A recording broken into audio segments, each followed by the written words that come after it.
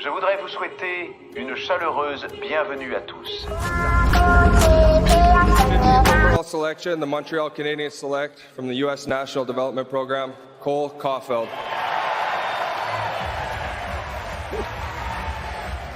The biggest person on the stage selects one of the smallest players in the draft.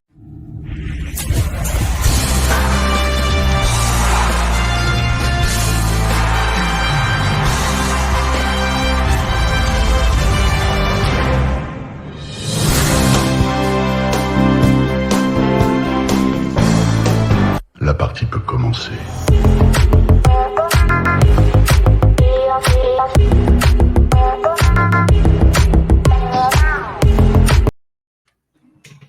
Je me tannerai jamais de cette vidéo-là. Je me tannerai jamais. Hey, bonjour tout le monde. Bonjour tout le monde. Bonsoir. 23 février 2024. Le Street Scout Podcast revient cette semaine pour un deuxième épisode avec mon chum Brab. Salut mon chum. Salut man, ça va bien? Ça va super bien toi aussi? Yes sir. Le petit bébé est en train de dormir? Ouais. Pareillement, fait qu'on en profite pour faire un podcast Street Scout. Aujourd'hui, au menu, on le sait, la semaine dernière, on a présenté notre top 32 de mi-saison. Aujourd'hui, ça va, nos podcasts hebdomadaires, là, ça va plus ressembler à ça. On a fait beaucoup de visionnements au courant de la dernière semaine. Puis aujourd'hui, on vous présente nos observations de ces matchs-là. Donc, on a un gros menu là. Ce soir, là, on va parler de Sam Dickinson, des Knights of London, de Simon Riley, Beckett Senecki, Ben Denford, Luca Marilli. On va parler d'Owen Allard, qui est un joueur né en 2004, qui n'est pas repêché dans la Ligue nationale, mais qui a participé au dernier championnat mondial de hockey junior avec le Canada. Un petit beau tournoi du Canada, encore une fois. On va aussi parler du défenseur russe Matvei Shuravin, qui m'intéresse grandement. On va parler également d'un espoir qui m'intéresse crissement pas grandement, Dean Letourneau. On va également parler des espoirs qui jouent en Suède, Dominic Bandinka et de Simon Zeiter. Il y a eu aussi une rencontre entre les Broncos de Swift Current et les Hurricanes de Lethbridge. On va parler de ça aussi. Plusieurs espoirs intéressants là-dedans. On va faire un petit survol aussi du programme de hockey très, très, très prisé. Les Shattuck St. Mary's, on a beaucoup d'espoir là-dedans aussi. Puis, on va également parler du jeune défenseur suédois Noel Franzen. Fait qu'on a un gros programme. On a également reçu des questions, quelques questions de nos fans. Yes, on est rentré avec des fans, c'est nice. Puis on va vous répondre à vos questions aussi. Donc voilà, gros menu. Donc sans plus tarder, allons-y. Toi, Brabant, cette semaine, tu as regardé 2 matchs des Knights of London. Je pensais que tu allais être tanné d'écouter Sam Dickinson. Tu t'es pas tanné encore? Non, pas encore, puis il fait juste remplir encore. Il fait juste rentrer encore. Pourtant, dans tes matchs que tu as regardé de lui, il y a quand même, statistiquement parlant, il a quand même performé. Hein? Oui, quand même. Je te dirais qu'offensivement, il a encore bien paru, puis défensivement, c'est encore affreux. Ah, intéressant. Le premier match que tu as regardé, je crois que c'était une défaite assez sèche des Knights of London, 8-2 contre les Greyhounds de Sault-Sainte-Marie. Dans cette défaite de 8-2, mais notre beau Sam Dickinson marqué un but, a quand même fait 5 lancés au but, terminé avec un différentiel de -3. Comment tu t'es trouvé dans ce match-là, mon beau Brabant? Je te dirais qu'il a encore fait beaucoup d'erreurs défensives, mais ça, c'est rendu un classique pour Sam Dickinson. Mais son but qu'il a scoré, il s'est porté à l'attaque, puis il a quand même il a pris les défenses de vitesse. Puis il a juste fait un petit type au but. Là. Il a reçu une passe, un petit type au but, mais il s'est quand même présenté. Elle avait du but, puis ça a fait. Mais en général, ces petites erreurs de sortie de zone encore. Il y a beaucoup de misère à faire sa sortie de zone en général. Sinon, je te dirais qu'il y a beaucoup de tirés au filet. Ils ont eu beaucoup de powerplay. Ça a été quand même une game qui a eu beaucoup de mise en échec. Là, fait qu'il y a eu beaucoup de punitions. Fait que sur le powerplay, il a tiré en masse au filet. Là. Mais sinon, en général, je te dirais que ça reste... son offensive, c'est clairement pas le problème, là, mais sa défensive. Fait que ton évaluation de Sam Dickinson dans ce match-là reflète bien ton évaluation overall. Exactement. Ouais, c'est ça, ça n'a pas changé vraiment ce que je pensais de lui. Là. Puis le but que Sam Dickinson a marqué, c'était ça en avantage numérique? Non, même pas. C'était à 5 contre 5. Okay. Parce que tu as raison, je vois que c'est vrai qu'il y a eu gros de punitions. Je vois qu'il y a Sauer Bolton qui a eu 7 minutes de punition. Caleb Lawrence, ça c'est un gros attaquant. Ça. Il y a eu 8 minutes de punition. Ça a brassé. Ouais, c'est quand même une game qui a brassé pas mal. Puis, c'est ça. Ce qui est intéressant, c'est que les Knights de London avaient, tu sais, ils ont comme... je te dirais que ça a starté quand même serré. Là. Ça a été 1-0 Knights, ça a fait 2-2 un bon nez, puis après ça a été à débandade. Ça a été... OK. On les a perdus après. Puis si je te demande de me parler de Sam O'Reilly, qui est un attaquant, un espoir là, disponible au prochain repêchage, on parle plus d'un espoir de deuxième ronde. Un lancé au but pour notre Sam, -1, une passe. Comment tu as trouvé son match? Ouais, je te dirais que dans l'ensemble, il a été quand même assez tranquille, mais c'est un joueur quand même assez polyvalent. Tu sais, mettons, il y a eu beaucoup de punitions, fait que c'est un gars de piqué. Il a quand même très bien fait sur le piqué. Là. Il ne s'est pas fait vraiment accorder de but en désavantage numérique. Puis sa passe, c'est quand même une passe quand même assez brillante. Là. Tu sais, un petit lob par-dessus les défenseurs qui est arrivé dans le coin de la bande. Son joueur est allé la chercher, il a passé en avant, puis ça a marqué comme ça. Mais j'ai trouvé qu'il est quand même, tu sais, c'était un match physique, puis il s'en est pas laissé imposer. Là. Il a donné des bonnes mises en échec, puis sinon, je te dirais que dans l'ensemble, ça a été quand même assez tranquille, mais il a fait ce qu'il avait à faire. Je te dirais que ça serait un bon choix de deuxième ronde. Puis si, là, je te vais te poser une question qu'on ne s'était pas parlé off-cam, là, mais le numéro 51, Jared Rowley, tu l'as-tu remarqué sa patinoire? Même pas. Zéro, non. Ouais, c'est un espoir lointain là, au prochain repêchage. Là. Mais ouais, c'est un défenseur défensif, là, mais ça ne me surprend pas que tu ne l'aies pas vu parce qu'il est bien ordinaire. Donc, grosse défaite des Knights de London, 8-2. De l'autre côté, comme je vous disais au début, on va vous parler d'Owen Allard. Owen Allard joue avec les Greyhounds, a participé à cette victoire-là de 8-2. À ma grande déception, au niveau statistique toujours, Owen Allard, 0 but, 0 passe, 3 lancés au but. Est-ce que sa production offensive dans ce match-là reflète son match? Je dirais qu'en général, oui, mais je l'ai trouvé impliqué dans toutes les situations. Tu sais, c'est un gars intense, physique. Mais bizarrement, je trouve qu'il n'a pas l'air d'un gros bonhomme, sa patinoire. On dirait qu'il a de l'air petit, mais pourtant, c'est une bonne pièce d'homme. Mais, mettons, il terminait ses mises en échec. Mais, côté offensif, ça n'a pas conclu bien.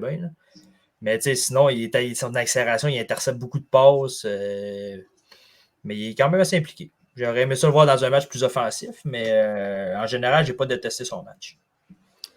Owen Allard, on parle d'un centre de 6 pieds 2. Tu as raison, c'est une bonne pièce. 6 pieds 2, 200 livres. Il est classé en ce moment 109e parmi les espoirs nord-américains par la centrale de recrutement de la Ligue nationale. 109e, on peut penser que c'est loin. Bien, effectivement, c'est très loin, mais c'est parce que c'est un 2004, Owen Allard. Tu sais, là, il était pas mauvais. Ouais, vas-y. Je me questionnais à savoir s'il avait passé un repêchage ou deux, je pense deux. Fait que, tu sais, il a été 2 repêchages sans se faire repêcher, c'est pour ça qu'il est classé assez lointain. Mais il a participé au dernier championnat mondial de hockey junior et le Canada, puis il avait quand même tiré son épingle du jeu. Là. Je ne sais pas si tu es d'accord avec moi. Oui, vraiment. Tu as regardé les matchs aussi. Là. Ouais. C'est un joueur qui est inscrit. Qui est intense. Ouais, c'est ça. C'est un joueur qui joue d'une seule façon. Là. C'est à 300% tout le temps. Tu sais, il n'y a pas un talent offensif qui est exceptionnel, mais il va aller ramasser ses points en travaillant. Tu sais, c'est ça. Il donne son 100% à chaque chiffre, puis c'est pour ça qu'il paraît bien, en fait. Là. Mais, c'est pour ça qu'il a fait le Team Canada aussi. Là. Exactement. Puis j'avais oublié de mentionner aussi que j'avais remarqué aussi que les cercles de mise en jeu avaient quand même été pas pires, puis je suis allé voir, puis il a fini 8-14. Ah, intéressant, intéressant. Donc, grosse. T'avais-tu d'autres choses à rajouter sur cette victoire écrasante des Greyhounds? Non. C'était dans l'ensemble, c'était pas mal ça. Fait que Greyhounds 8, Knights de London 2. Puis ce qui est intéressant, c'est que les Knights de London ne perdent plus. je regardais là, la défaite des Greyhounds, c'était comme leur première défaite à leurs 10-11 derniers matchs. Puis ça avait été une défaite assez, écrasante. Cuisante. Ouais. Cuisante, yes. Le 11 février, tu nous as analysé une victoire des Knights de London de 4-3 contre les Generals d'Oshawa. Comment que notre beau Sam Dickinson... 5 lancés au but pour Sam Dickinson, plus 2 passes. C'est un beau match. Ouais. En tout cas, Ça a été... statistiquement parlant encore, ça a été un beau match, mais il a mal starté sa game un peu. Celle-là, elle était quand même une bonne game, par exemple, mais il a mal débuté avec 2 passes dans le centre qui s'est fait intercepter, puis c'était 2 gros... Mettons, sa sortie de zone, il a fait une passe au centre, puis Seneki l'a intercepté, puis Seneki était tout seul dans le centre, puis il n'a pas scoré, mais c'était des erreurs à la Sam Dickinson. Là. Mais je te dirais que par la suite, c'est parce que là, si admettons, je parle de ça tout de suite, dans le fond, sa passe a été genre sur une rentrée de zone. Dans le fond, la deuxième passe, une rentrée de zone. Okay. Puis son autre passe, il a fait la même affaire qu'il avait faite à Seneki, une passe dans le centre, mais là, c'est un lob qui a fonctionné. Puis Easton Cohen il est parti en échapper en prolongation pour score. Fait que celle-là, elle a marché. Fait que je te dirais que c'est 50% de ses passes qui ont fonctionné. Mais sinon, dans l'ensemble, ça a été le même principe. Là. C'est beaucoup un gars qui tire au filet. Puis il prend des bons tirs, par exemple. Là. C'est celle-là, j'ai bien apprécié sa game, par exemple. Ça a été également un match où il y a eu beaucoup de punitions. Hein? Je vois ça. Easton Cohen, 6 minutes, 4 minutes London Sim. Il y a beaucoup de joueurs qui ont pogné 2 minutes. 2 buts, une passe pour Casper Altunen. Quand même, bon match pour... c'est tout qu'il y a des buts, par exemple. Oh. Ouais, mais il y a un esti de shot. Là. Je ne sais pas s'il y a score en shot. Ouais, le shot en sortant dans l'arrêt du filet. Là. Oh. Ah ouais, il est bon, là, Altunen. Puis Sam O'Reilly qui n'a pas fait de points, plus 2 shots. Un petit peu. Prends ton temps.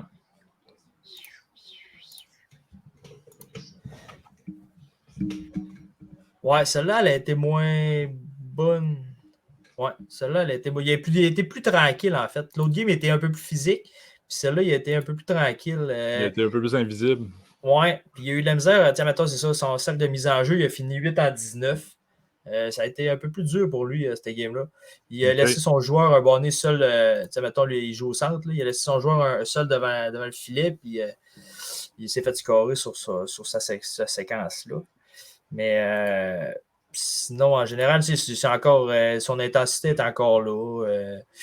Mais ça a été plus mollo côté offensif.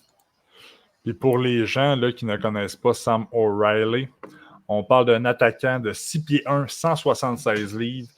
C'est un joueur qui, en ce moment, qui est classé au 40e rang par la centrale de recrutement de la NHL parmi les patineurs nord-américains. Puis c'est pas les patineurs nord-américains, en fait, c'est les patineurs qui évoluent en Amérique du Nord. Fait que, tu sais, si, mettons, tu as un Suédois qui joue dans les LHJMQ, mais il va être dans ce classement des patineurs nord-américains. Donc, O'Reilly est classé 40e.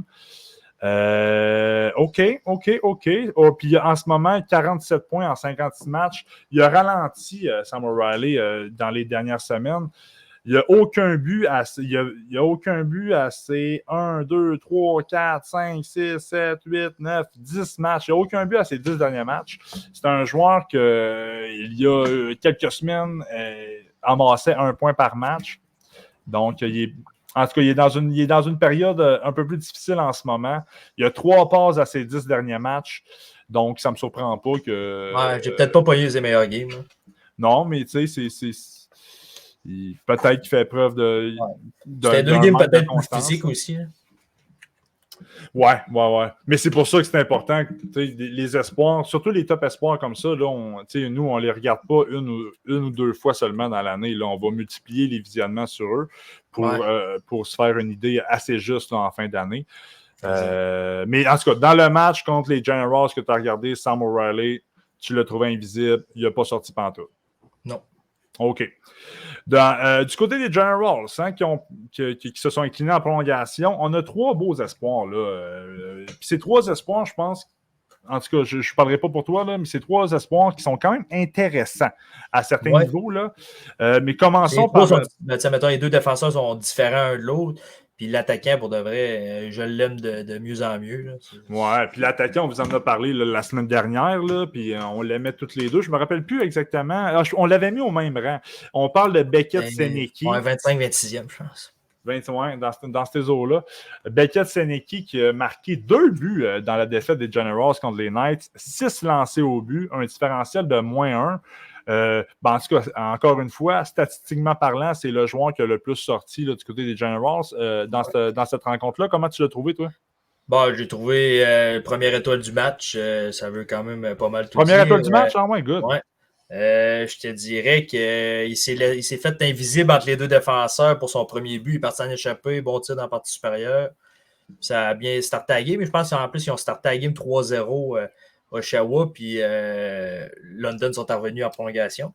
Mais sinon, comme j'avais parlé justement, je pense que dans mon top 32, il protège bien sa rondelle, puis il a causé 1 ou 2 punitions, je pense, en protégeant sa rondelle puis coupant au filet. Puis c'est ça. Puis son deuxième but, dans le fond, il s'est positionné en avant du filet. Il a reçu une belle passe, puis il a scoré encore. Mais c'est ça, c'est un bon scoreur. Pour de vrai, je pense qu'il va avoir un beau talent de marqueur. Puis sinon, encore là, il a intercepté des belles passes. Il a juste eu une erreur à Bodney. Il a cafouillé dans sa zone. Il a reçu une passe d'un patin. Il n'a pas été capable de la reprendre. Puis ils ont scoré le but égalisateur là-dessus. Fait que c'est pas mal le seul point négatif que j'ai vu. Mais en général, j'ai bien adoré son match. Au moment d'enregistrer ce podcast-là, Beckett-Seneki, 46 points en 51 matchs, 20 buts. C'est également un joueur qui est plus tranquille là, dans les derniers matchs. Là, 3 points à ses 5 derniers matchs, dont 3 buts.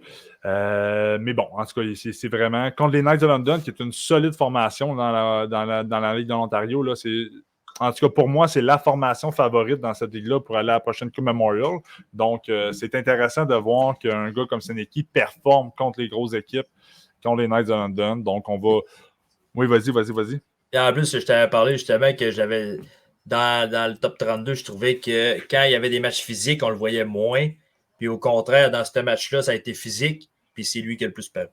Fait que je me suis peut-être trompé sur ça. Ben, c'est pour ça qu'on disait la semaine passée... Ouais, mais c'est pour ça aussi que la semaine passée, on disait les top 10 de mi-saison, on est un petit peu plus mal à l'aise dans le sens que. Ça change vite, là. Ouais, puis tu sais, on a des visionnements, sauf que les visionnements, d'ici la fin de l'année, nos visionnements, on va probablement les doubler. Puis on va les voir dans des matchs plus importants, on va les voir dans des matchs plus physiques. Puis bon, ben intéressant. Si tu me dis que Beckett-Seneki a été capable de tirer son épingle du jeu dans une rencontre. Plus physique, yes. Ouais. Je vois. Il y a un défenseur. Il y a 2 défenseurs chez les Generals d'Oshawa disponibles au prochain repêchage qui évoluaient dans ce match-là également. J'ai envie de te faire commencer par le défenseur Ben Denford, un défenseur de 6 pieds, 176 livres. En ce moment, il est classé 32e parmi la centrale de recrutement de la Ligue nationale, parmi les patineurs nord-américains toujours. Défenseur qui est né en février. Il a 31 points en 54 matchs. Un seul but, par exemple. C'est un défenseur qui excelle dans sa propre zone. Mais toi, comment tu as trouvé son match à Ben Denford? Bon, je te dirais que, comme tu l'as dit, il excelle dans sa zone. Il a une belle vision du jeu. Pour de vrai, il sort bien la rondelle. Mais tu sais, rendu là, son jeu arrête à ce moment-là. Mais je trouve qu'il a été quand même pas mauvais offensivement. Il a tiré quand même, je pense, 3 ou 4 fois au filet. Encore là, ça a été un match de power play. Puis lui, il joue sa deuxième unité spéciale. Fait je pense qu'il a peut-être tiré 1 ou 2 fois en power play. Mais sinon, il est fort dans sa zone, il est vraiment bon. Là, devant le filet. Puis sa première passe pour la sortie de zone, là, en général, la rondelle sort très bien. Mais je pense qu'il a fait une erreur défensive que j'ai marquée. C'est qu'il n'avait pas bien. Ils sont foncés 2 sur un joueur, puis il a laissé son joueur seul devant le filet qui a marqué. Mais sinon, en général, ça a été quand même assez un bon match dans l'ensemble pour lui. Puis dans cette rencontre-là, Ben Denford n'a pas amassé de points, -1 son différentiel, mais 4 lancés au but, c'est quand même intéressant. Ouais. Moi, dans les visionnements que j'avais fait de lui, là, c'est ça, c'est un défenseur que j'apprécie beaucoup. Moi, des défenseurs qui se concentrent sur leur jeu défensivement, qui performent défensivement, là, j'apprécie vraiment ça. Là. Puis Ben Dunford est bon là-dedans. C'est sûr que son upside offensif est un petit peu faible, mais défenseur très responsable, très intelligent. Ouais. Puis en plus, tu me dis qu'il jouait sa deuxième avantage numérique, fait que c'est intéressant. Ça prouve que c'est un défenseur qui se déplace bien, hein, qui distribue bien la rondelle. Ouais, il est quand même assez... il patine bien. Oui, il patine vraiment bien. Ouais. Je ne sais pas si c'est parce qu'il y a le numéro de 77, celui de Raymond Bourque, là, mais voilà, Ben Dunford. C'était-tu la première fois que tu le voyais? C'était-tu la première fois que tu... non, c'est ça, là, j'ai tombé comme... en checkant Sam O'Reilly, j'ai tombé sur un match que j'avais pas mal vu des deux équipes. Là. Ouais, okay. Non, je pense que j'avais... C'était mon 4e visionnement dessus. OK. Ouais. Puis si je t'amène sur l'autre espoir là, admissible au prochain repêchage qui joue pour les Generals d'Oshawa, c'est un autre défenseur, Luca Marelli. Défenseur plus offensif, lui. Hein. Dans cette rencontre-là, 1 lancé au but, 1 passe, -1 pour son gabarit. Un défenseur, effectivement, de 6 pieds 2, 180 livres. En ce moment, il est classé 35e par la centrale de recrutement de la Ligue nationale parmi les patineurs nord-américains. On parle d'une production offensive de 43 points en 55 matchs, 3 buts, 40 passes. Donc, comment tu as trouvé son match à Marelli? Ben, je te dirais que ça reflète beaucoup, ses 40 passes, ça reflète beaucoup son jeu. Je trouve qu'il a vraiment une belle vision du jeu pour de vrai. Il voit bien ses joueurs, puis sa passe a été encore sur une... Mettons, il a fait la deuxième passe sur une sortie de zone qui a mené à un but, mais il sort très bien la rondelle de son filet, de sa zone aussi, en fait. Puis, les deux, comme Dunford puis Marelli, les deux jouent en powerplay, en piqué. Fait qu'on les a vus beaucoup dans ce match-là. Mettons, son jeu offensif, c'est pas mal sa force. Mettons, il est à l'aise dans deux, mais offensivement, c'est plus son dada, on va dire. Mais je te dirais que dans l'ensemble, il a quand même tiré un bon match. Il a tiré moins au filet un petit peu, mais je pense que c'est plus son style de passer la rondelle. C'est un Chris dans mon passeur, Marelli. Moi, dans le visionnement que j'avais vu, là, défenseur que je trouvais un petit peu à risque défensivement. Là. Moi, ces défenseurs-là, des fois, ça me donne un peu des cheveux gris. Là. Mais ses qualités de passeur là, sont assez fortes. T'avais-tu d'autres choses à rajouter sur tes 2 matchs des Knights de London? Non, je dirais que dans l'ensemble, ça a été quand même assez des bons matchs. Puis, Marelli, il a monté dans ma liste, je te dirais. Là. Ça a été... plus que ça va, plus que ces matchs, je le trouve qu'il a plus de confiance, puis il est plus safe dans ses jeux. Comme tu parlais, il était à risque défensivement, mais on dirait que je trouve qu'il s'améliore un petit peu. D'accord. Ça, c'était les 2 des visionnements de Brabant. De mon côté, pendant que Brabant il regardait les matchs des Knights de London, moi, j'ai mis le cap sur l'Europe. Pour aller regarder 2 espoirs qui évoluent en Suède.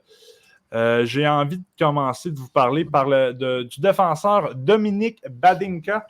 C'est un défenseur tchèque qui évolue en Suède dans la Ligue junior suédoise. Hein, on l'appelle la nationale. On parle d'un défenseur de 6 pieds 3, 183 livres.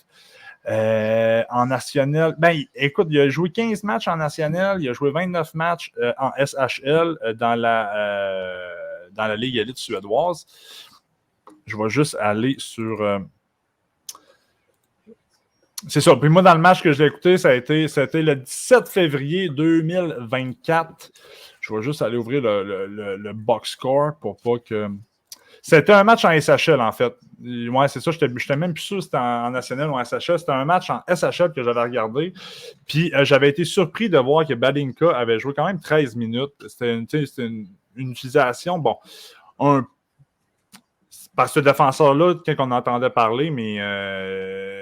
en fait, on n'entendait pas vraiment parler. Hein. C'est un joueur qui évoluait en national, qui performait correctement en national en début d'année, mais c'est ça, c'était pas un défenseur qui était sur nos radars beaucoup. Puis dernièrement, mais il joue en SHL, puis il performe quand même assez bien à SHL. C'est sûr que sa production offensive était vierge là, dans cette rencontre-là. Lui, il joue pour Malmo, puis ça a été une victoire de 4-3 contre Örebro. 0 but, 0 passe, 0 shot, even, d'indifférentiel. Mais Badinka nous a quand même démontré de belles qualités. Là. C'est un défenseur à bon gabarit qui se déplace très bien. Ça, c'est un esti bon départ. Très bonne première passe. Il y a qu'à un moment donné, en deuxième ronde, il y a eu une erreur de communication avec son gardien. Son gardien avait la rondelle dans sa zone. Badinka arrive. Le gardien pense que Badinka va prendre la rondelle. Badinka pense que le gardien va passer à l'autre défenseur. Bref, collision entre les deux, perte de rondelle, revirement, puis une occasion de marquer adverse. Ça a été quand même une grosse erreur, sauf que c'est ça. Le gardien perd la rondelle, occasion de marquer, puis c'est Badinka qui est revenu en avant du but, puis il a comme plongé, puis il a bloqué la rondelle avec sa jambe. Fait que, tu sais, ça, j'avais noté qu'il avait réparé son erreur en bloquant un tir adverse. C'est ça, c'est que j'aime beaucoup son jeu, j'aime beaucoup sa mobilité. C'est sûr que, bon, dans un match comme ça, où on joue sur une... Tu sais, en plus, en Europe, les équipes jouent souvent avec 4 paires de défenseurs. Des fois, 7 défenseurs, mais des fois, ils jouent même avec 4 paires de défenseurs, avec 8 défenseurs, c'est-à-dire. Fait que c'est dur pour ces joueurs-là de tirer leur épingle du jeu. Sauf que, écoute, Badinka, à son âge, de jouer en SHL, d'avoir des minutes respectables, c'est très bien. Puis moi, je pense que c'était la deuxième fois que je le voyais. Puis c'est un défenseur que je vais garder à l'œil pour les prochaines semaines. J'étudie son classement au prochain repêchage. Non, tu ne l'as pas dit encore. Non. Il est classé, c'est ça, là c'est traite, parce qu'il est classé 12e parmi les patineurs européens. Tu sais, tantôt on parle de Danford qui était genre 35, Murray 33. 12e, ça veut vraiment pas dire qu'il est nécessairement mieux classé que les autres, parce qu'en Europe, les joueurs sont moins bien classés. Ben, en fait, il y en a moins des joueurs admis au prochain repêchage en Europe. Donc, 12e parmi les patineurs européens. Mais tu sais, mettons, là, Elite Prospect, son classement consolidé le place au 48e rang. Donc, un choix de deuxième ronde. Puis, je suis très d'accord avec ça. Là, je suis très, très, très d'accord avec ça.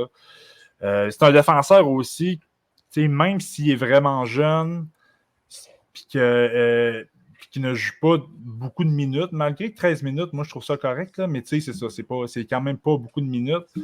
Je trouvais que c'était un joueur qui ne paniquait pas avec la rondelle. Tu sais, souvent, quand les joueurs, puis on va en parler tantôt avec l'autre espoir, là, souvent, quand les joueurs ne jouent pas beaucoup, quand ils embarquent sur la glace, mais tu joues pour ne pas faire d'erreur, fait que tu joues un peu les poignets serrés, tu as la rondelle, tu fais la passe rapidement, c'est ça, tu fais le jeu simple.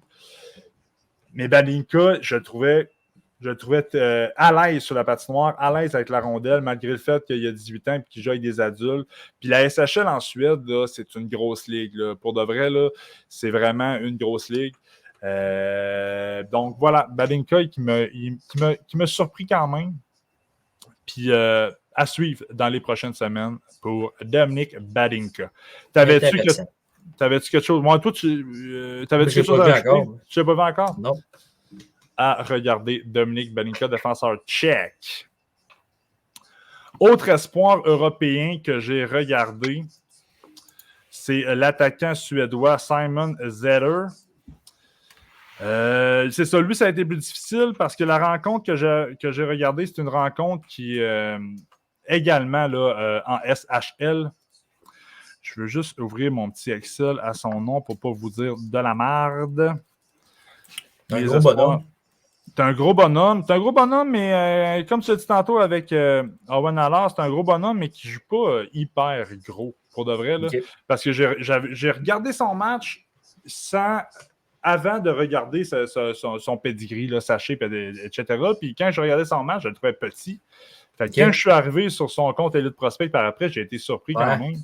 On parle d'un centre de 6 pieds 3, 187 livres, qui est classé, plus loin, là, il est classé 42e parmi les patineurs européens par la centrale de recrutement de la NHL.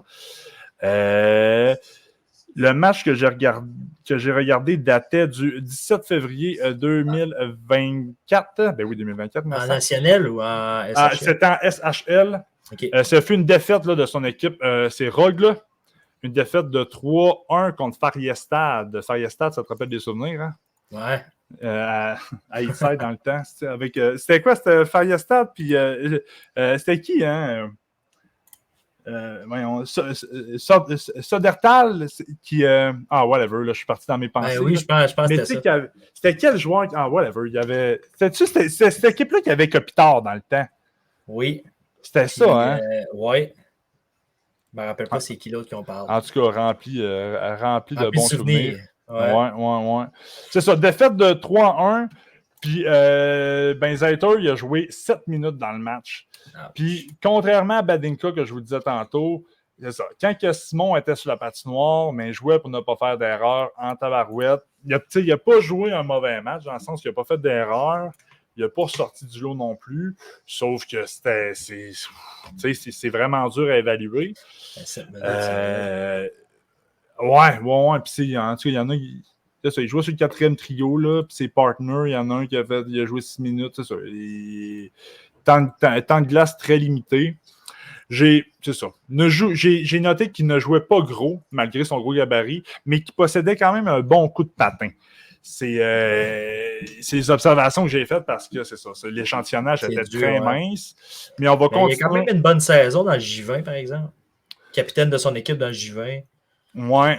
Puis, tu sais, Zeller, là, dans le dernier tournoi des 5 nations, qu'on a regardé dernièrement, mais nous, on a regardé les matchs U18 des nations, parce que dans les U18, mais c'est tous des espoirs qui sont admissibles au prochain repêchage.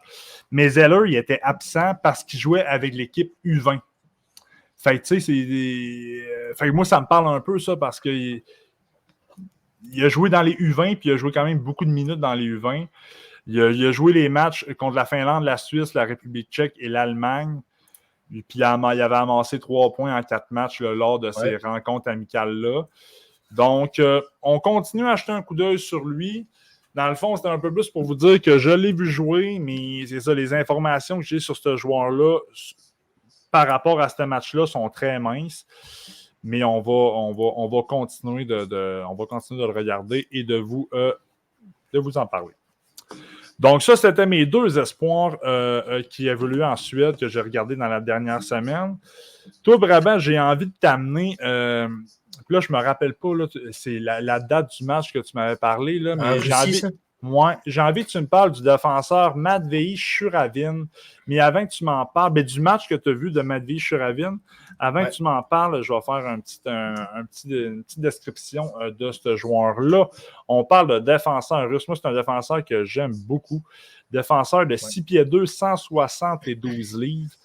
8e espoir patineur européen par la centrale de recrutement de la Ligue nationale. Les Elite Prospect, dans leur classement consolidé, ils le placent au 32e rang. Donc, ça serait un espoir de première ronde. Toi, dans ton match que tu as regardé, est-ce qu'il jouait dans la MHL ou dans la KHL? Dans la MHL. Puis c'était la rencontre du 24 janvier, hein? Non, c'était elle elle est quand même assez vieille, cette rencontre-là. Elle datait du 5 octobre. Oui, c'est vrai. Oui, je me replace. Excuse-moi. Ça a été une victoire là, de son équipe 4-3 contre le Dynamo de Moscou. Exactement. C'est ça. Puis j'en profite pour faire une petite parenthèse. Là. Dans nos visionnements, quand on va faire nos podcasts, on va parler de nos visionnements de la semaine, on regarde également des matchs, pas nécessairement dans les derniers 7 jours. Tu sais. On regarde des matchs on regarde beaucoup de matchs en rediffusion là, pour skipper les calices d'entraque. Donc, OK, toi, tu as regardé un match de début de saison de Matvei Shuravin. Ça fut une victoire. Ils sont durs à pogner les matchs en Russie aussi. Là. C'est pas facile de trouver des visionnements sur eux autres. Oui, c'est vrai, tu as raison. Ils sont vraiment durs. Dans ton match que tu as regardé, ça a été... c'est ça. Là, Shuravin, il joue pour le Krasnaya Armia de Moscou. Ouais. Qui ont remporté la victoire contre le Dynamo de Moscou 4-3. Shuravin, dans ce match-là, 19 minutes, 19 secondes de temps de jeu, une passe plus un shot au but. Parle-moi donc de son match. Ben, je te dirais qu'en général, ça a été un excellent match. Pour de vrai, moi, c'était mon premier visionnement sur lui. J'ai été agréablement surpris. Ben, surpris. J'ai été agréablement surpris de sa game, en fait. Puis, mais c'est ça. Il a commencé en force. Premier jeu, il intercepte une passe, part en 2 contre 1 avec son coéquipier. Belle petite sauceur qui est son coéquipier qui marque. Ça a bien commencé le match. Après ça, j'ai trouvé que ses sorties de zone, c'était A1. Il a vraiment une bonne vision du jeu. Il a un beau coup de patin. Puis je le trouve calme sur la patinoire. C'est pas un gars stressé, mais encore là, c'est la MHL. Fait qu'on dirait que c'était comme il y avait une coche par-dessus tout le monde. Mais c'est pas vraiment un défenseur offensif, mais il apporte quand même un bon support à l'offensive. Ouais. Mais, moi, je suis d'accord avec ça. Je pense que c'était le deuxième joueur, deuxième défenseur avec le plus de minutes jouées, de près avec le premier, je pense. Mais j'ai aussi trouvé qu'il y avait un bon lancer au filet. Un bonnet, il a pris 2 bons tirs du poignet. Il y en a un qui a touché le poteau. Non, j'ai vraiment été, j'ai été bien content de voir son match puis de pouvoir le rentrer dans ma liste. Puis ce qui est intéressant, c'est que suite à ton match, Shouravin a eu un call-up dans l'équipe de la KHL. Fait que suite à ton match, là, il a été callé-up dans KHL, puis il avait joué 1, 2, 3, 4, 5, 6, 7, 8 matchs. Ouais, une pour après... Ouais, c'est ça pour les statistiques, c'est vrai, j'aurais pu le dire. Là. En MHL, 110. Ouais, vas-y. Ouais, il y a 2 passes en 11 matchs en KHL, puis il y a 7 passes en 22 matchs en MHL. Il a joué également 5 matchs en VHL. Fait qu'il se promène beaucoup. Tu as raison, c'est pas un défenseur qui va noircir la feuille de pointage régulièrement. Sauf que tu as raison que c'est un joueur qui appuie bien l'attaque, je trouve. Ouais. Je suis quand même surpris de voir sa production offensive assez basse, mais ça ne fait pas de lui un mauvais joueur, loin de là. C'est non, vraiment... pas. C'est un espoir de qualité. Tiens, mettons, tu lui donnes... parce que je pense qu'il est 6 pieds 2. 6 pieds 2, yes. Ouais. Tiens, mettons, tu lui mets un 10-15 livres de plus, là, puis c'est une belle grand chiffre de défenseur. Ouais, tu as raison. Ouais. Ça, il ferait bien. Fait que Matvei Shouravin, as-tu quelque chose à rajouter sur notre beau russe? Non, je te dirais que j'ai bien hâte de revoir un autre petit vidéo de lui. Matvei Shouravin pour Brabant. Moi, pendant que Brabant épiait l'espoir russe, moi, je suis allé du côté de la WHL. J'ai regardé une rencontre entre les Broncos de Swift Current et les Hurricanes de Lethbridge, qui regroupait également quelques espoirs intéressants. Ce fut, il y a 4 espoirs intéressants. Ce fut une victoire des Broncos de Swift Current 4-1 contre les Hurricanes de Lethbridge. On va aller à Lethbridge parce qu'à Lethbridge, on a 3 espoirs là, admissibles au prochain repêchage. Et le plus intéressant, en tout cas sur les listes, parmi les 3, c'est Miguel Marquez. Miguel Marquez, attaquant des Hurricanes de Lethbridge, un attaquant de 5 pieds 11, 172 livres, qui est ranké 33e par la centrale de recrutement de la Ligue nationale parmi les patineurs nord-américains. Dans cette rencontre-là, Miguel Marquez a fait 2 lancers au but, c'est ça. Ils ont perdu 4-1. Là. Les Broncos de Swift Current ont dominé cette rencontre-là. Là.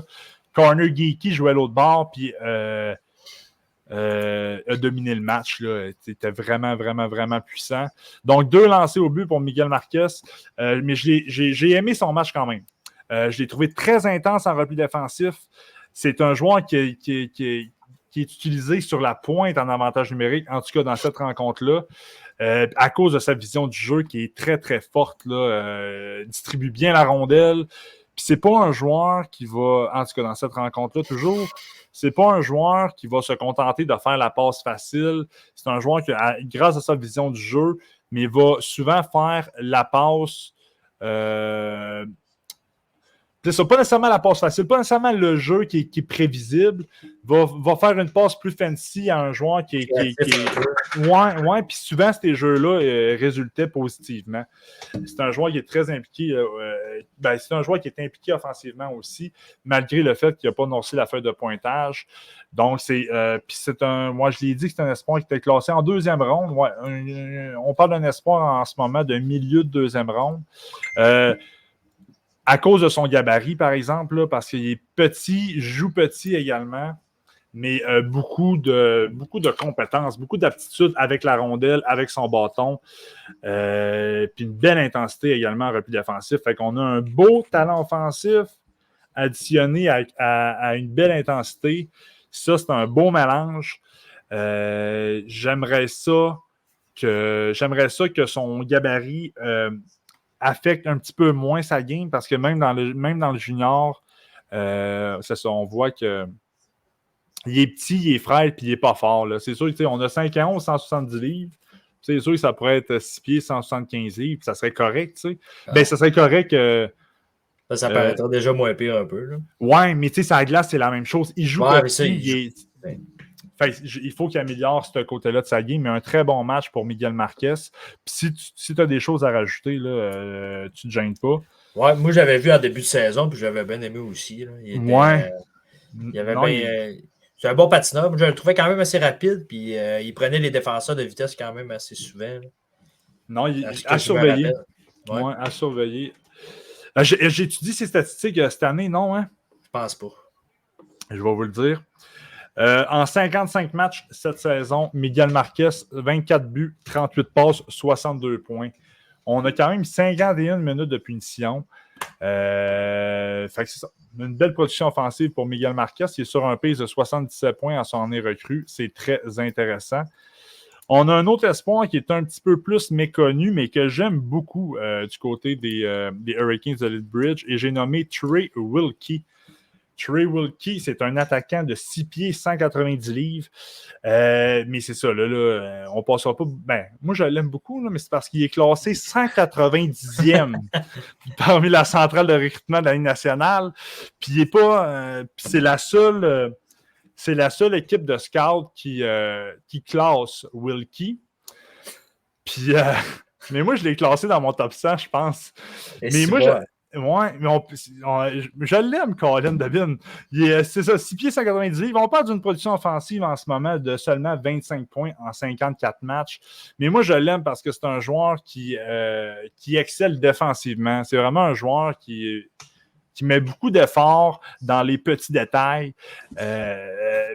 C'est pour ça que je l'aime. Moi, c'est le genre de joueur que les entraîneurs aiment beaucoup. Sauf que c'est ça. Puis je comprends le fait qu'il est classé loin parce que c'est pas... Son plafond, il est quand même bas. Là. Là, c'est pas un joueur qui va jouer sur un top 6, c'est sûr. Je pense que c'est un joueur qui a des chances de jouer dans la Ligue nationale, mais ça va être s'il réussit à réaliser son rêve, ça va être dans un rôle de soutien.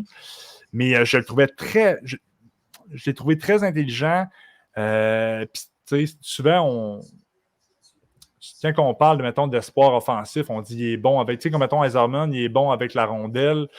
Mais sans la rondelle, c'est plus difficile. Mais Wilkie, c'est tout le contraire. C'est qu'avec la rondelle, il est un peu perdu. Là. Avec la rondelle, il dit hey, moi, ça me tente pas d'avoir ça sur ma palette. Prenez-la, les boys. Moi, je vais m'occuper du reste. Mais blague à part, sans la rondelle, il est vraiment solide.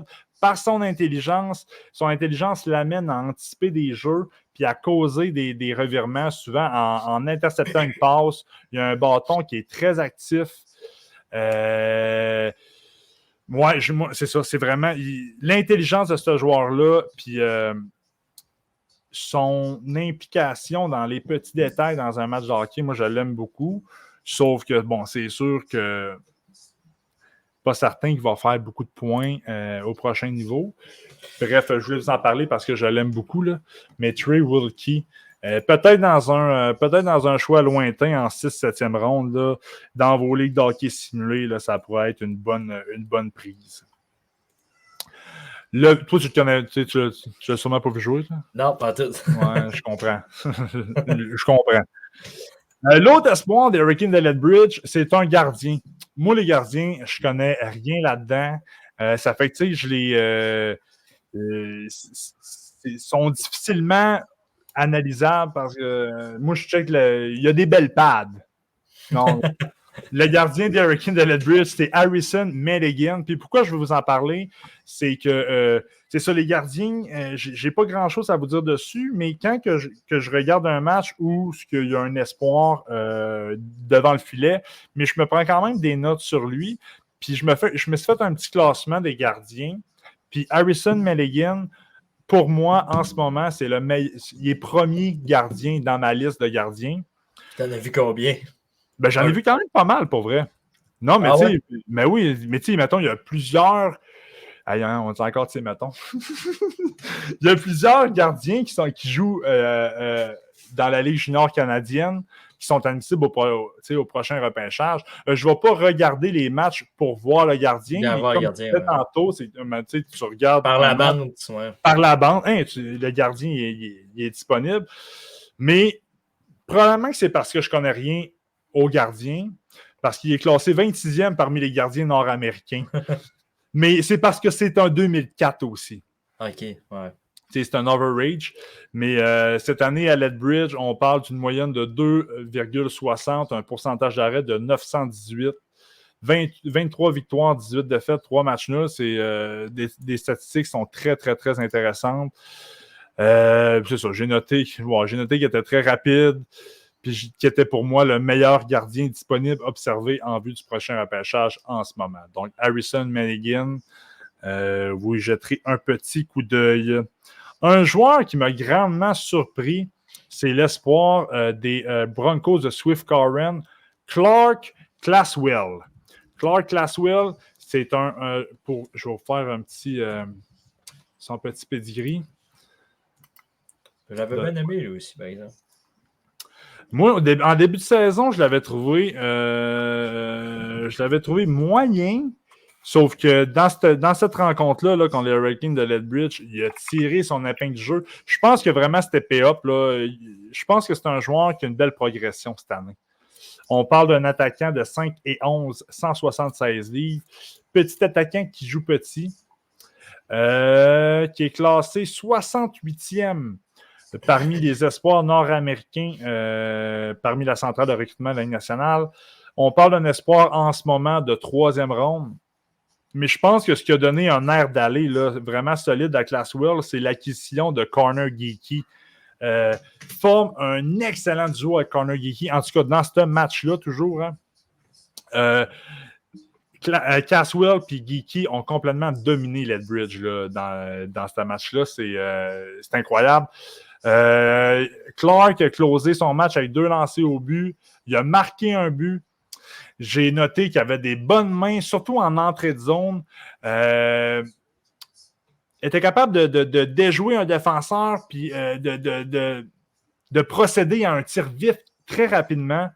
C'est un attaquant qui est utilisé également à la pointe en avantage numérique.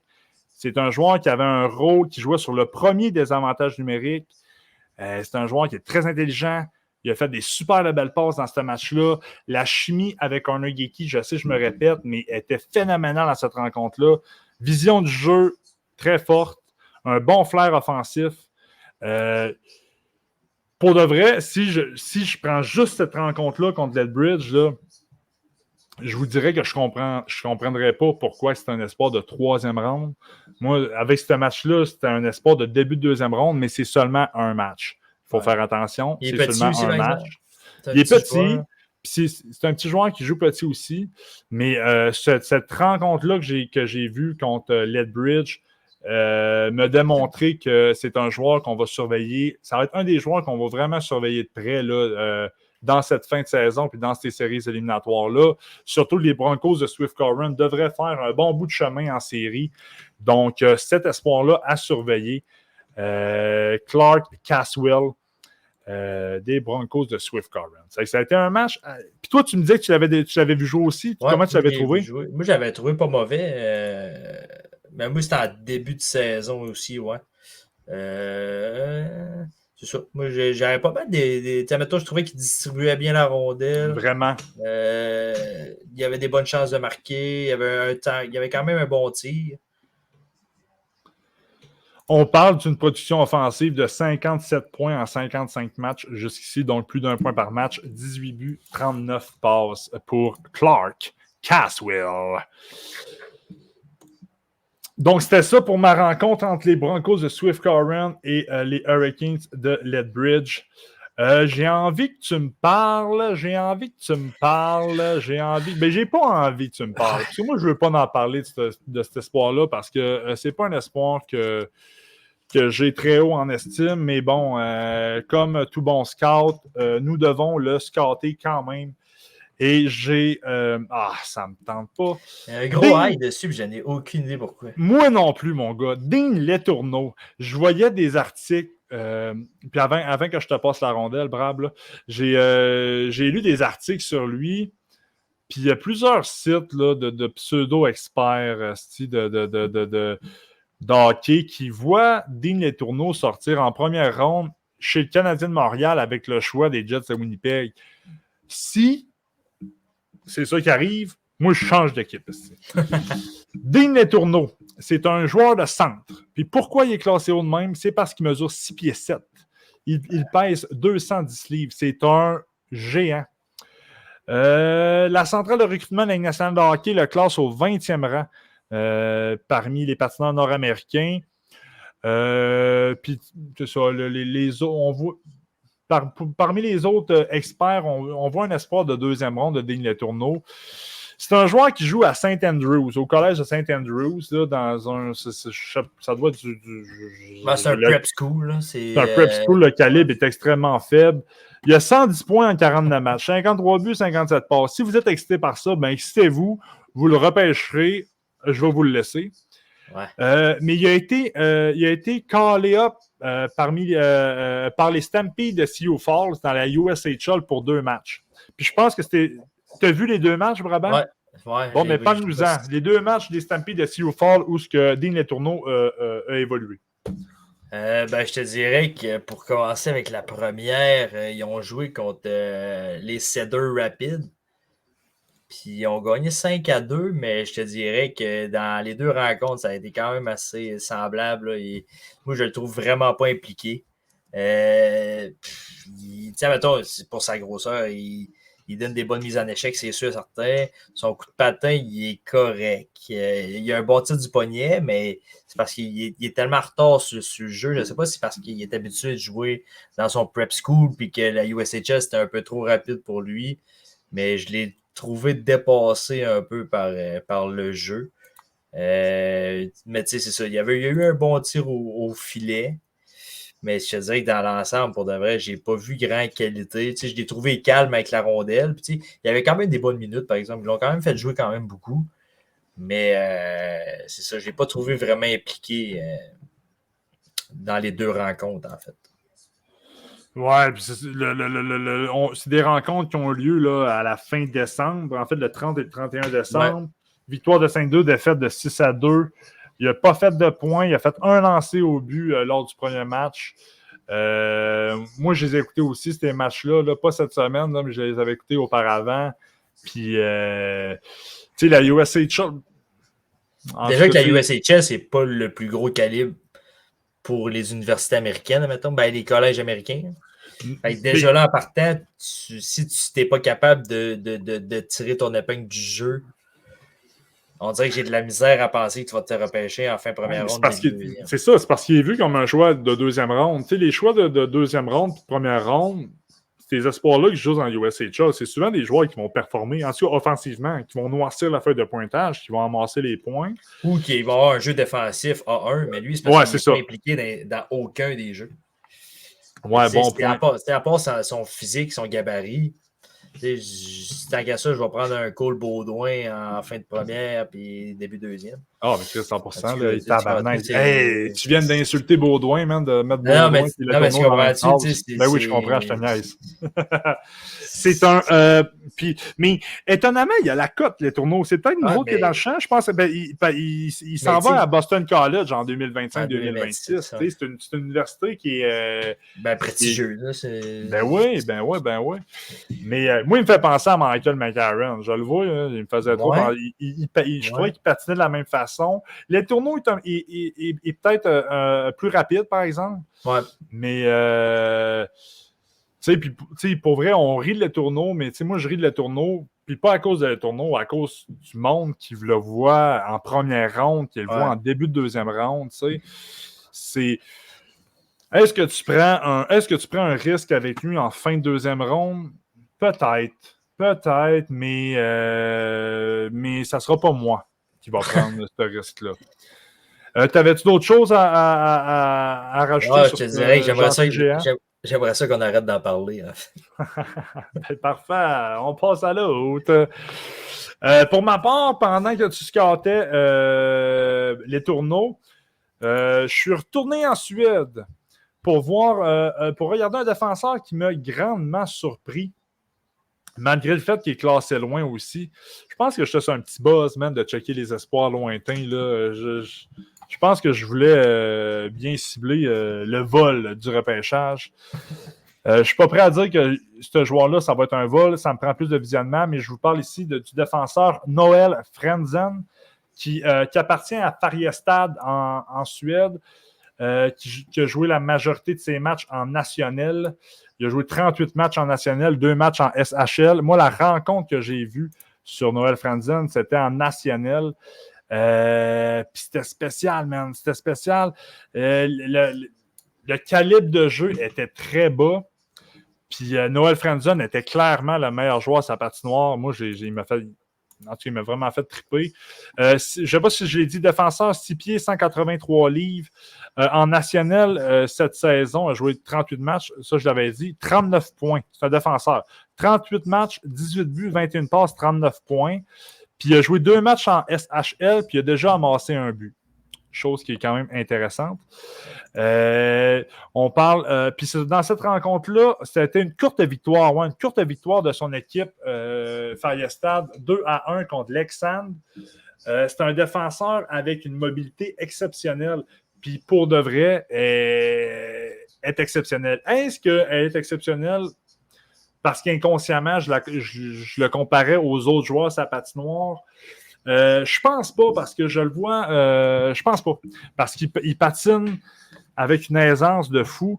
Il aime avoir la rondelle sur sa palette. Il aime patiner avec la rondelle. Il était capable de prendre la rondelle de son territoire et de l'amener lui-même dans le territoire adverse, d'installer le jeu par lui-même également, puis à ce moment-là, de feeder ses coéquipiers.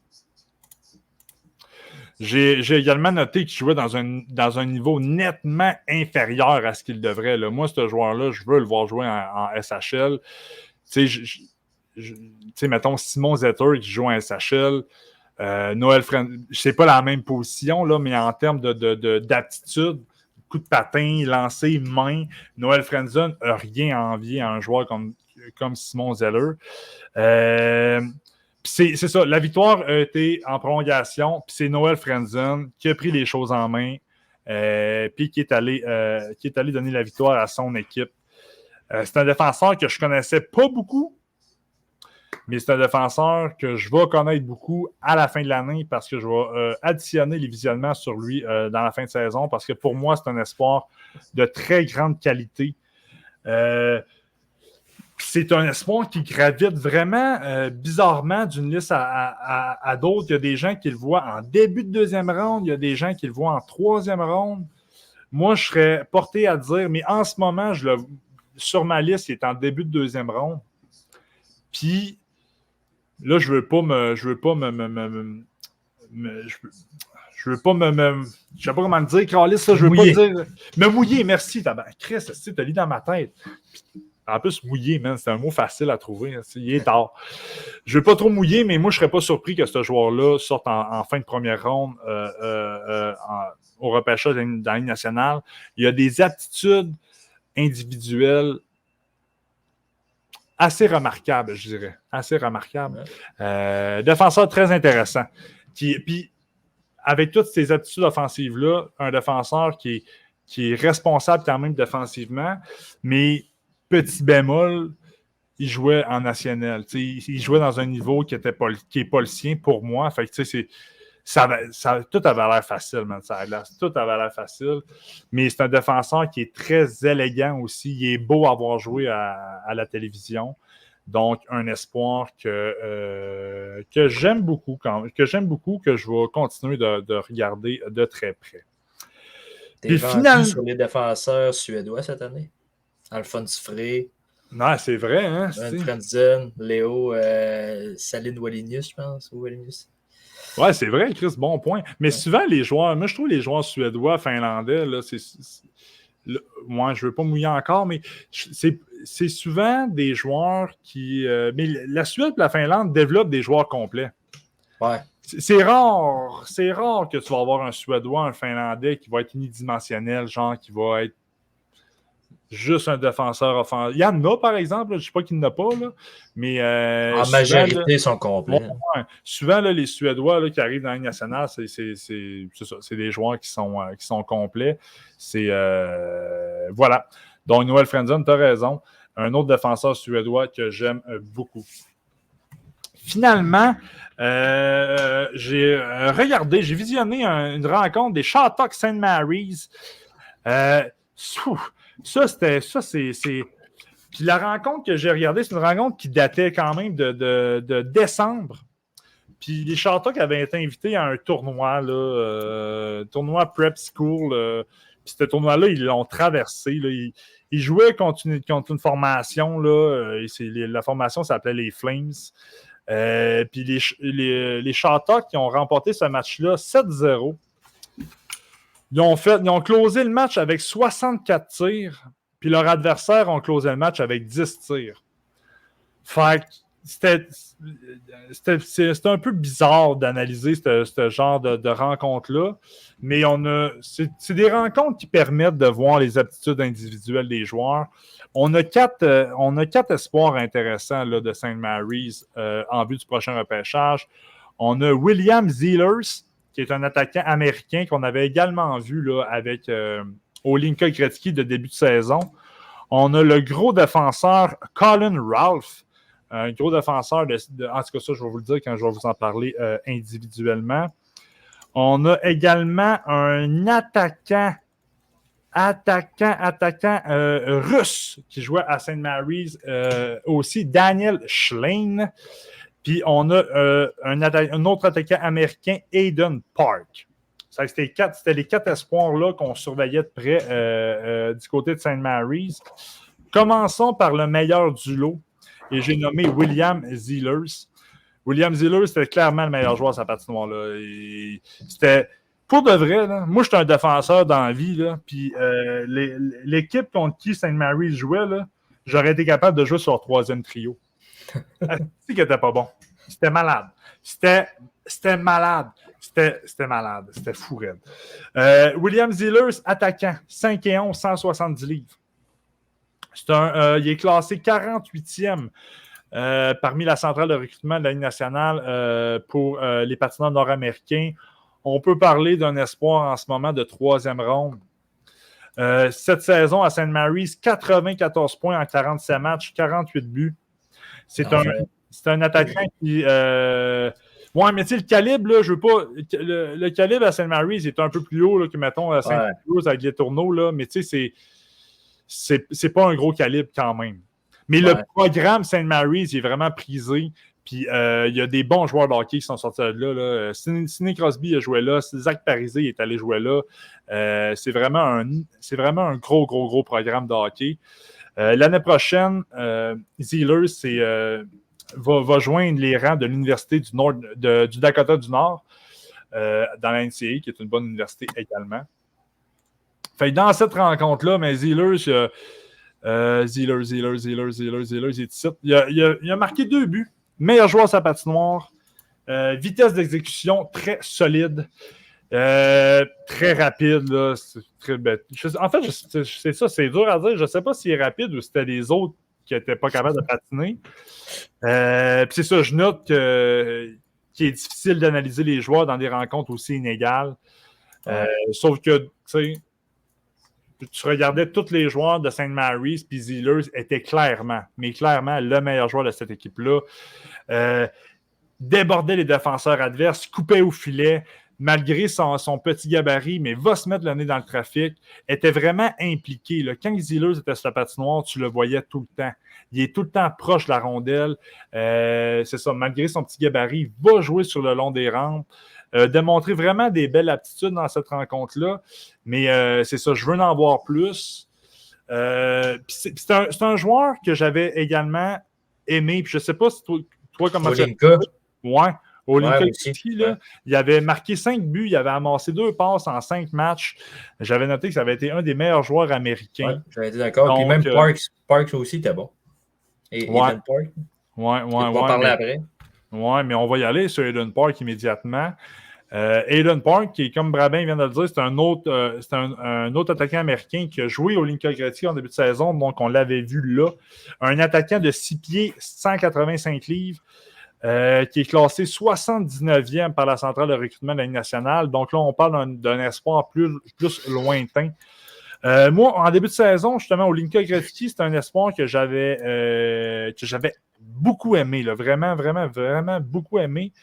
74 points en 47 matchs cette saison, 26 buts, 48 passes, et on voit que la production offensive est plus mince que Zillers un petit peu. Moi, Park, c'est ça. Moi, je l'aimais beaucoup. Je suis arrivé à cette rencontre-là avec beaucoup d'attente, puis il m'a déçu. J'ai été déçu par son jeu. Ouais. Il a amassé seulement une passe. C'est un gros bonhomme, mais je trouvais que son puck control était vraiment déficient. Souvent, il y avait la rondelle. L'autre équipe était tellement pas bonne qu'il n'y avait aucune approche au porteur, man. Il n'y avait aucun. Fait, Park, des fois, il y avait juste la rondelle, puis il rentrait dans la zone, puis il perdait la rondelle comme ça, genre sans qu'un attaquant soit venu, sans qu'un joueur adverse soit venu l'harponner ou peu importe. Fait que ça, il me déçoit un petit peu. Pas très rapide. Ouais, il n'était pas très rapide. S'il veut espérer avoir une carrière au prochain niveau, il va devoir améliorer sa vitesse, là, c'est clair. J'ai noté quand même qu'il a fait une super de belle passe sur le deuxième but des siens, son seul point du match. Là. Il a fait une passe entre ses jambes, sans regarder, savait que son partner de trio allait être là. Il a poussé la rondelle dans une cage béante. Ça avait été un très beau jeu individuel. Mais overall, son match a été décevant. C'est ça. On va continuer de le regarder de près, par exemple. Là. Puis je vais... dans ce tournoi-là, c'est ça, les St. Mary's ont joué 4 matchs. Là, ils ont tout gagné. Puis je vais regarder l'entièreté de ce tournoi-là. Mais j'ai regardé les scores, puis je pense qu'il y a un match qui a terminé 12-3, l'autre match 9-0. En tout cas, des massacres. Des bonnes volées, ouais. Mais oui, vas-y. La centrale, elle classe à quelle position? 79e parmi les patineurs nord-américains. Là. Ça a été, on peut parler d'un espoir de 4e, 5e ronde, là, selon eux. Moi, je le vois encore plus haut que ça. Là. Moi, je le vois peut-être dans ma 3e ronde. Là. Mais voilà, Aiden Park qui était également dans ce match, dans cette écrasante victoire de 7-0. C'est un joueur qui avait amassé 4 points en 5 matchs au dernier Lincoln Gretzky avec les Américains. Puis c'est un attaquant qui va jouer avec la prestigieuse Université du Michigan à partir de l'année 2025-2026, par exemple. C'est pas l'année prochaine, mais la suivante. Aiden Park s'en va avec Michigan dans la NCAA. Donc, voilà pour Aiden Park. 3e espoir de St. Mary's, le gros défenseur Colin Ralph. Défenseur que je ne connaissais pas du tout. Très content de l'avoir vu parce que pour moi, c'est un espoir de qualité. C'est ça, très content d'avoir fait connaissance avec lui. On parle d'un défenseur de 6 pieds 4, 227 livres. Moi, ça, c'est des gabarits qui m'attirent bien gros. 46e espoir nord-américain, patineur nord-américain classé par la centrale de recrutement de la Ligue nationale. Hey, je suis checkeré de dire ce mot-là. 53 points en 47 matchs depuis le début de la saison à St. Mary's, 5 buts, 48 passes. Clairement, bon, gros défenseur, 6 pieds 4, 220 livres au-dessus, un gabarit de rêve. un défenseur qui a fait une passe dans ce match-là. Je pense, en tout cas, en ce moment, c'est pas un défenseur qui est prédit avec une grosse production offensive au prochain niveau, là. Mais malgré son gros gabarit, c'est un défenseur qui bouge bien sa glace. Fait que ça, c'est une belle combinaison gabarit-mobilité. Ses lancers de la ligne bleue doit améliorer la force de son lancer de la ligne bleue, mais parce que la force de ses lancers était vraiment faible, sauf que tire quand même assez précis. Elle a fait beaucoup de tirs de la ligne bleue. Tous ses tirs ont frappé le filet. Puis souvent, ses lancers provoquaient des retours, des occasions de marquer. Sauf que la force de son lancer était relativement très, très faible. Donc, il devra améliorer ça. Puis c'est ça, j'ai noté également que c'est un projet, dans le fond, Colin Ralph. Là, parce qu'en ce moment, on voit... Comment je dirais bien ça? C'est un diamant brut, man. C'est un diamant brut qui doit être poli, en fait. Là. C'est littéralement ça. Là. On voit le potentiel de jouer dans la Ligue nationale, sauf qu'on voit également qu'il y a encore beaucoup d'améliorations à faire pour jouer dans la Ligue nationale, sauf que c'est possible. Là, parce qu'il y a une belle combinaison. Là. Gabarit, vitesse, game physique correct, mais c'est une belle combinaison qui permet souvent aux défenseurs de se frayer un chemin jusque dans la NHL. Mais il y a beaucoup de travail à faire. Mais c'est un espoir de qualité. Puis moi, je le vois sortir quand même assez tôt dans la Ligue nationale parce que les directeurs, les organisations, la NHL aiment tous ces défenseurs, aiment tous ces gros joueurs-là. Surtout quand il y a une mobilité qui est additionnée à leur gabarit. Donc, Colin Ralph à surveiller dans les prochaines semaines également. Et notre dernier espoir qu'on va vous parler aujourd'hui, c'est le 4e joueur des Shattuck, Daniel Schlein. C'est un Russe. Daniel Schlein, c'est l'espoir qui est le moins bien coté là, parmi les 4 que je vous ai parlé. Là. C'est un joueur que ça se peut qu'il ne se fasse pas repêcher, mais on est tellement fans d'espoir au prochain repêchage, on aime tellement ça vous en parler qu'on veut vous parler des top espoirs, mais on veut vous parler également des espoirs un petit peu plus lointains qui pourraient peut-être causer une surprise. Donc, Daniel Schlein, qui est un Russe, mais qui a également la citoyenneté américaine, un attaquant de 6 pieds, 185 livres. Il est classé, c'est un peu gêné de dire ça, là, mais il est classé 158e parmi les patineurs nord-américains pour le prochain repêchage. Fait que ça, c'est ça. Souvent, c'est les joueurs qui sont classés 150e et plus, souvent ne se font pas repêcher, à moins qu'une équipe qui a eu un gros flash sur le joueur. Ça peut arriver. Schlein, on parle d'une production offensive de 63 points en 47 matchs cette saison. Non, c'est pas ici, il est ici. Il a marqué un but dans le match, mais c'est clairement ses qualités de passeur qui ont sorti du lot. Là. Puis, on le voit juste dans sa production offensive, là, 17 buts, 46 passes. C'est un joueur qui a une belle vision du jeu et qui alimente très bien ses coéquipiers. Mais c'est ça, c'est un calibre de jeu qui était très faible.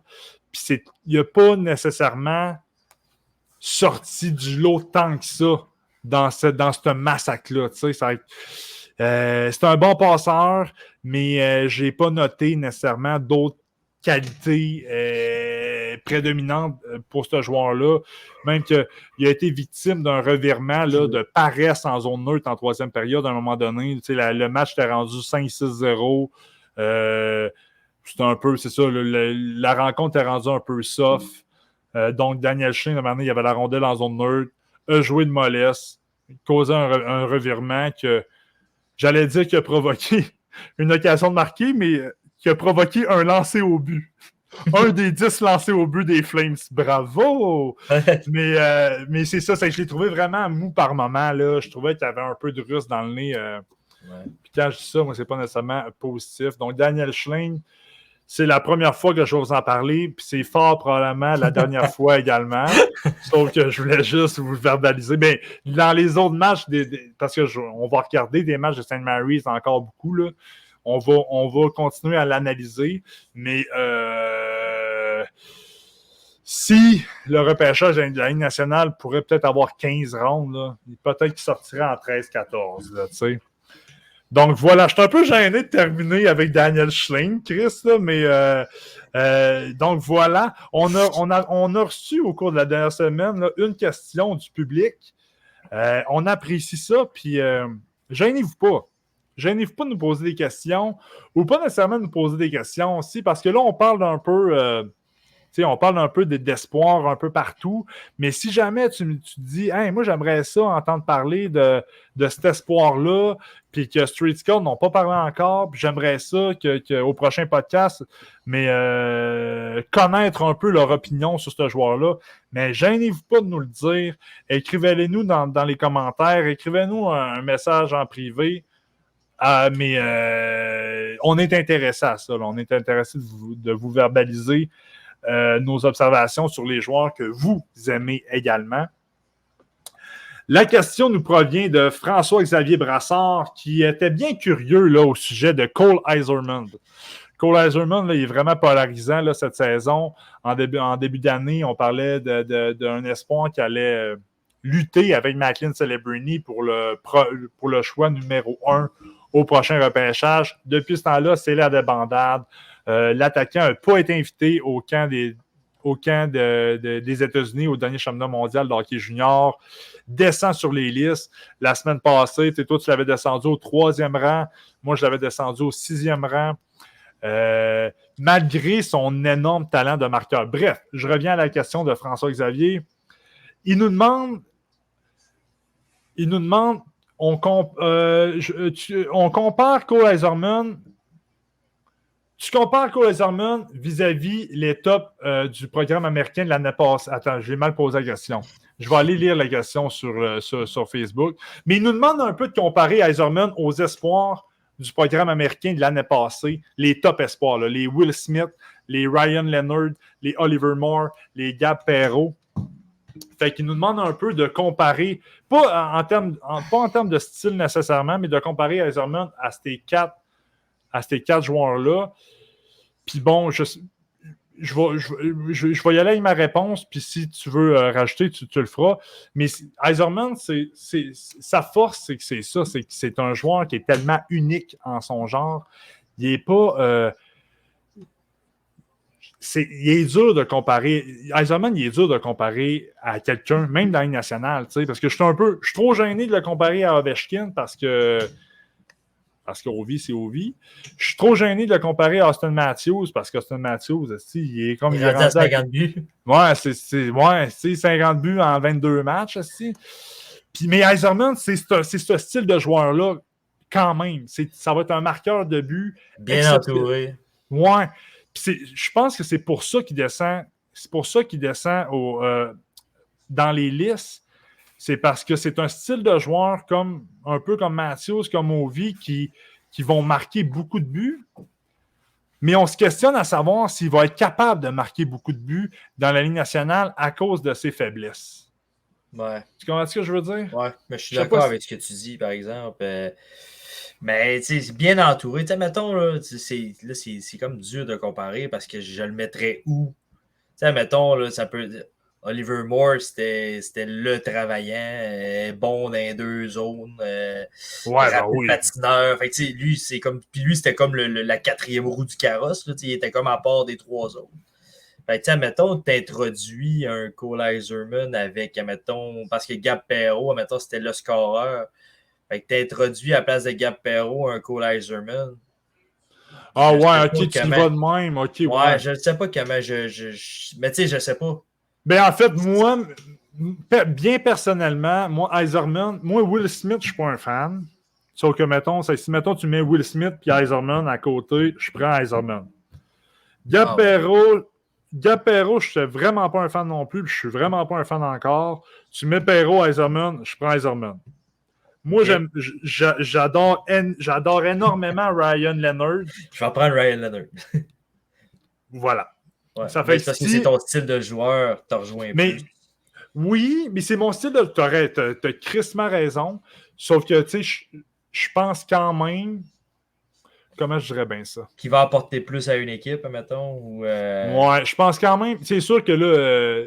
Puis tu sais, information importante sur Eiserman, là, il est jeune. Il est vraiment jeune. Il était né 2 semaines plus tard, puis il était l'année prochaine. Ça, c'est à prendre en considération en tabarouette. Parce que j'allais dire que Leonard, il est plus proche de la Ligue nationale qu'Eiserman, mais c'est évident, Chris, il a pratiquement 2 ans de plus. Ouais. Mais j'ai envie de te dire, c'est ça. Si je prends Leonard l'année passée au programme, je l'aimais mieux qu'Eiserman cette année au programme. Mais c'est quand même serré. Pour de vrai, là, c'est quand même serré.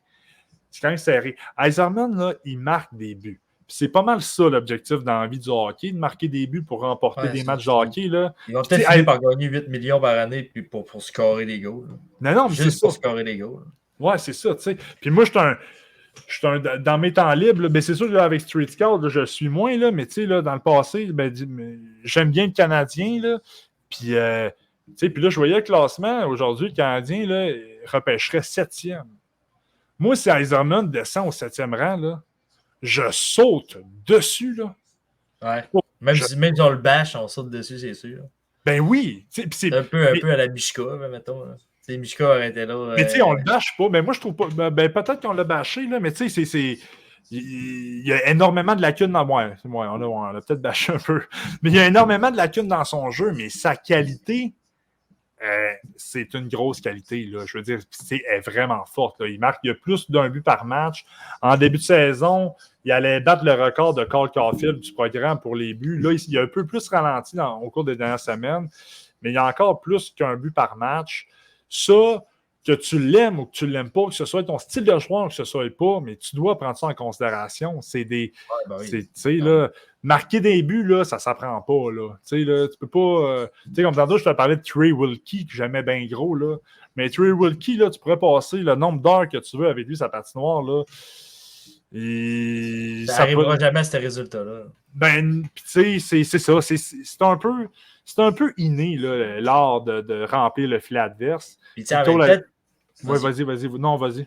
En même temps, la différence entre cette année et l'année passée, c'est que tu as 4 attaquants qui se sont fait repêcher en première ronde, tandis que cette année, tu en as visiblement juste un qui est cédulé pour être repêché en première ronde. La production des 3 ensemble l'année passée, c'était genre 150 points, 136 puis 128. C'est dur aussi de ils ne jouent pas avec le même genre de joueurs. C'est pas des Max Planck qui étaient là l'année passée. Là. Non, même si on l'aime beaucoup, Max Plante, mais c'est pas un espoir. C'est quoi? Smith est sorti 4 l'année passée, Leonard est sorti 8. 20, je pense. 20. Moore est sorti 19 de mémoire, puis Perrault un petit peu après. Là. Ouais, je pense 21, 20-21. Ouais, je pense Moore 19, Chicago, en tout cas. Ils sont tous sortis en première ronde, pareil. Nous autres, on a approché Stiga, on a approché Zimmer. Mais ils ne sont pas vraiment cédulés pour l'instant en première ronde. Ouais, mais c'est intéressant ce que tu dis. C'est vrai que si, mettons, si Eiserman était aussi. Ben, malgré que. Il y a de la misère à dire ça, mais oui. Entouré, je veux dire. Mais il est moins bien entouré que les gars. Mais il joue avec Hagen, c'est pareil, mais Hagen, c'est jeune. Mais Hagen, ça. Il va être fort en tabarouette. Mais il va finir dans ces eaux-là aussi, mais. Si les 3 étaient là ensemble au même moment, si tu faisais drafter de la même année. C'est dur. Hein. Je suis vraiment curieux. Maintenant, t'as-tu vu juste les stats à Eiserman l'année passée, quand il a joué avec le programme? Je pense qu'il a fini 36 en 20, 26 buts, je pense. Il y a l'année passée. C'est ça, c'est comme. Dans la USHL, en 32 matchs, il a fait 44 points, ce qui est quand même très cool. 28 buts, 16 passes. Puis, dans les autres matchs là, contre les équipes de la NCAA, il a fait 26 buts, 6 passes, 32 points en 20 matchs. C'est quand même pas mauvais, pareil. Puis il était encore un an plus jeune. Puis il devait avoir un temps de glace un peu plus limité parce que les Top Guns étaient en avant de lui. Là. Exact. Ça serait le fun de savoir avec qui jouait l'année passée pour faire ces points-là. Hagen, c'était là aussi. Hagen était un an plus jeune encore. Il avait genre 14 ans. Ouais, Hagen, 40 points en 31 matchs. Eiserman, 44 en 32. Gab Perrault, c'est Perrault qui fait des points par rapport. 45 points en 23 matchs. Will Smith, 42 en 20. Leonard, il avait joué 17 matchs. Mais Max Plante était là aussi. Cole Hudson était là. C'est un beau line-up. Perreault, Eiserman, Smith, Higgins, Bednarik, Zimmer, Moore, Hudson, Plante, Leonard. Moi, Austin Baker, je l'aime bien. Je sais pas, toi, comment tu. Correct. Je l'aille pas. Non, je vois lui qui ressort le plus, par exemple. Non, mais dans mes notes, moi, je le compare à Steve Bégin. Je trouvais que c'est un petit crissement intense. Teddy Stiga, t'es là l'année passée. Teddy Stiga, 12 points en 27 matchs. Tu vois son éclosion, man. Teddy Stiga, le meilleur joueur du programme. Ziv Bouillum, t'es là aussi. Tout ça pour dire que c'est dur de comparer d'une année à l'autre. Si l'effectif n'était pas la même non plus. Ouais. Mais c'est ça, mais je pense que. C'est ça. Moi, je pense que je répondrais à la question de Fix en disant moi, mon classement, ça serait Leonard, Eiserman, Smith, Moore, Perreault. Ouais, ça ressemble pas mal à ça aussi, moi, je pense. Ouais, ça serait une affaire de même. Hey, on a closé notre notre épisode 2. On voulait faire 1 heure, 1 heure et demie. On est rendu à 1h25. C'est super cool. Fait que nous autres, on va arrêter le podcast. On en retourne à écouter des matchs parce que la semaine prochaine, on fait un autre podcast pour nos visionnements de la semaine. On espère que ça vous plaît. Gênez-vous pas. Si vous avez des questions, comme FX nous a posé, puis on dit un gros merci à FX de nous avoir posé la question. C'est ça. Si vous avez des joueurs que vous voulez en entendre parler, que vous voulez savoir notre opinion, gênez-vous pas, écrivez-le-nous dans les commentaires. Si vous êtes trop gênés, écrivez-nous en privé. Ça va nous faire grandement plaisir. Donc, c'est ça. C'est la semaine prochaine, on va essayer d'arriver avec de nouveaux joueurs. Puis ça va être tout le temps un peu la même affaire. On va avoir un peu des prospects. Mais aujourd'hui, je sais pas, aujourd'hui, on n'avait pas tant des top. On avait Dickinson, ouais. On avait Dickinson et Seneki. Ouais, c'est plus un top prospect. Non, mais tu sais, quand je parle top prospect, je parle première ronde. Là. Ouais. Toi, maintenant, à la fin de l'année, tu vas crisser. Ouais, c'est ça. Tabarnak, oui. Shit, man. Non, mais c'est ça. Puis moi, ce que je veux faire dans les podcasts hebdomadaires, puis Brabant aussi, c'est qu'on veut vous parler de toutes sortes d'espoirs, hein, des top espoirs, des espoirs un petit peu de milieu de repêchage, puis des estis de long shot. Voilà, c'est qu'on veut, on veut faire ça de manière hebdomadaire. Puis les séries de la CHL arrivent à grands pas. Le championnat mondial des U18, c'est en avril quand même. Là. Mais ça, lors du championnat mondial U18, là, on va faire un gros podcast qu'on va vous présenter chaque formation avec les espoirs. On va avoir bien du fun. Mais d'ici là, on veut quand même vous fournir des éditions hebdomadaires sur nos visionnements de la semaine. Gênez-vous pas, dites à vos chums qui like notre page. On est sur Spotify, on est sur Patreon. Gênez-vous pas, on est rendu à 122 followers. On s'est dit à matin qu'à 25 000 followers, on faisait tirer une calotte Street Scout. 25 000, let's go.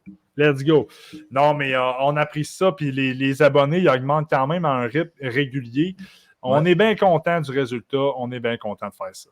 Et aussi, je ne sais pas si on avait parlé, mais on a aussi un site internet où on va mettre des analyses, des articles de joueurs qu'on va avoir analysé aussi sans faire des podcasts. Tabarnak, man, merci de l'avoir dit. C'est vrai, je voulais en parler puis je l'avais oublié. Je ne sais pas si j'en avais parlé la semaine dernière là, que Street Scout était rendu avec des médias passes pour assister à des rencontres de la Ligue junior canadienne.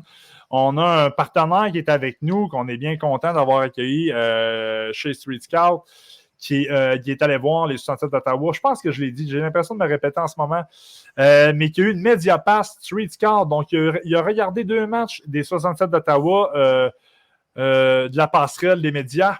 Puis il a fait une entrevue avec Henry Muse, puis une autre entrevue avec Philippe Méchard.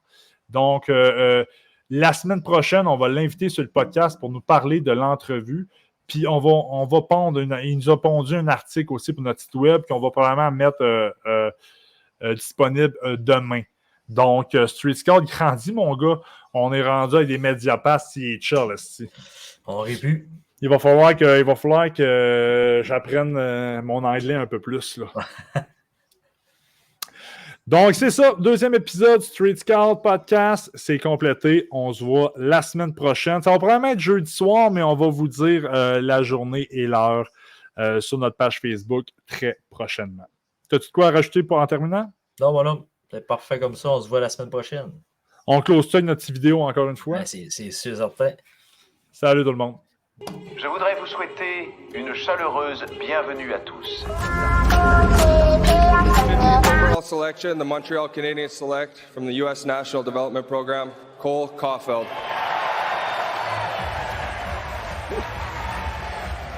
The biggest person on the stage selects one of the smallest players in the draft.